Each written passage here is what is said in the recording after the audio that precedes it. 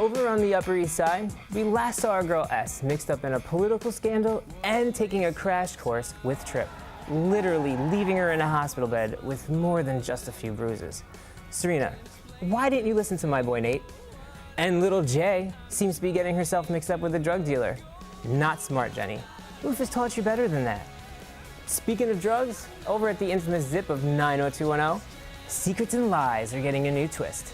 Naomi apologizes to Annie. Annie, this is all my fault. And the others try to convince her that Jasper is a drug dealer. Annie was reluctant until confirmation from Adriana. Babe, are you okay? Annie confronts Jasper but gets more than she bargains for. Jasper revealed the mother of all secrets. The truth about her hit and run, killing his uncle. Speaking of death, over on Melrose, Sydney's murder seems to be under wraps. Dr. Michael Mancini was arrested for the murder, but later, we learn it wasn't the good doctor. It was his wife. And our med student was drugged by her current client. Call girl may not be the answer, Lauren. A catfight breaks out between Vanessa and Violet. Violet drowns Vanessa in a scene all too familiar, the swimming pool. Talk about karma. Meanwhile, Ella has her hands tied. Her and Jonah finally come to terms.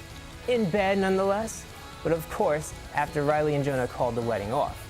And on Life Unexpected, fists are flying between Ryan and Baze because of Kate. Ryan learns the truth of their sexcapade and leaves Kate. Meanwhile, Lux tries to help her friend Tasha from being sent to a new foster home 3 hours away. But Daddy comes to the rescue. When the social worker stops by to evaluate Baze's home, surprise, surprise, he's granted joint custody and Lux gets to move in with Pops. That's your Rocco recap.